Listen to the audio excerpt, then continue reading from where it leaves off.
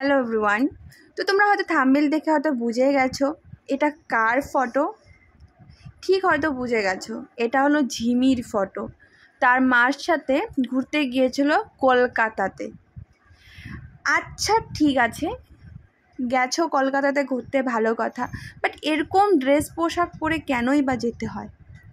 সবথেকে বড় ওর মা। একটা মানুষের পারিবারিক কোনো রকম শিক্ষা নেই। তোমরা হয়তো অনেকেই জানো যে রিমি আর প্রীতমের কিন্তু ডিভোর্স হয়ে গেছে। তো ডিভোর্সটা কিন্তু এই কারণেই হয়েছে, ওর মায়ের জন্য। কারণ আজকে যে ঝিমি এত কিছু করছে, ওর মা কিন্তু সব মাথা পেতে নিচ্ছে। তার মাও কিন্তু তার মেয়ের সাথে সাথে তাল মিলিয়ে মিলিয়ে চলছে। আজকে যদি মেয়ে এরকম কিছু করে, মা তার আরও বলছে করতে, কর, তোর যা খুশি ইচ্ছে কর। মানে কি রকম বেহায়া হলে মানুষ এরকম ব্যবহার করে? আজকে ট্রেনের মধ্যে এরকম পোশাক পরে যাওয়ার কথাটাই কেন, বা ব্যাপারটাই এগুলো? পোশাক পরে কে যায় ট্রেনের মধ্যে? অনেক ভালো ভদ্র মানুষ যায়, অনেক রকমের মেয়ে ছেলে যায়। ওগুলো কি এদেরকে দেখে দেখে শিখবে আজকে? যে আজকে এ করছে, 2 দিন পর আরও কিছু মেয়ে করবে। এগুলো নোংরামো করা বন্ধ করুন।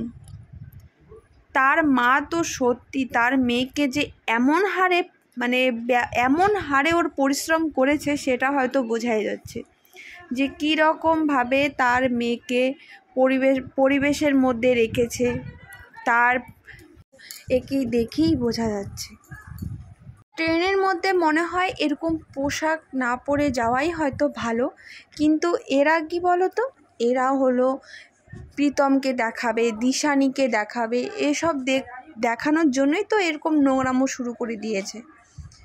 এরকম করে পাবলিক প্লেসে যাওয়াটা তো উচিত নয়। এমনভাবে যাচ্ছে, মানে কি বলবো আর। পাবলিক ট্রেনের মধ্যে মাঝখানে গিয়ে বসেছিল মা, মেয়ে, আরেকজন মেয়ে, জানি না কে, ঘুরতে গিয়েছে কলকাতা। মানে সব কিছুই মনে হচ্ছে ওর মায়ের জন্য হচ্ছে। হ্যাঁ জানি, বাচ্চাদেরকে নিয়ে মারা একটু অনেকটাই সেন্সিটিভ থাকে, তার আবদার পূরণ করে দেয়। বাট এরকম আবদার কি পূরণ করে দেয়? সত্যি ভাষায় আর প্রকাশ করা যায় না। এরকম ফ্যামিলি বেঁচে গেছে প্রীতম। কারণ প্রীতম যদি আজকে একে পেত, তাহলে হয়তো কী যে হয়ে যেত, কোনো কিছুই না। এখনও পর্যন্ত কিন্তু রিমি প্রীতমের কাছে যেতে চায়। আজকে প্রীতমের কিন্তু প্রচুর একটা ঘটনা ঘটেছে, সেটা হয়তো তোমরা জানোই। সেখানে তার স্ত্রী কিন্তু কোনো রকম কিচ্ছু সাহায্য করেনি বা ওর সাথে থাকেনি, তার পাশে দাঁড়ায়নি। রিমি কিন্তু বরঞ্চ নিজের চ্যানেলে ভিডিও দিচ্ছে, এটা দিচ্ছে, ওটা দিচ্ছে, মানে নানান ধরনের কন্ট্রোভার্সি শুরু হয়ে গিয়েছিল সেই সময়টা। আর আজকে রিমি এরকম হারে পৌঁছাবে হয়তো কেউ জানে না।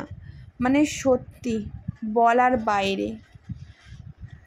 বৃহস্পতিবারের দিন ও শাখা সিঁদুর সব খুলে ফেলেছে।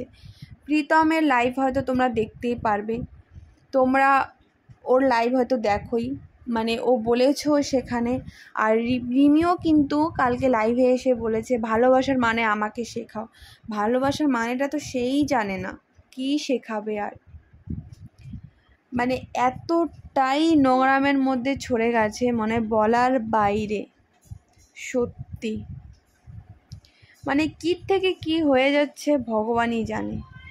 মানে রাস্তার মধ্যে, লোকাল ট্রেনের মধ্যে এইরকমভাবে ড্রেস পরে যাওয়াটা সত্যি লজ্জাবত মনে হচ্ছে।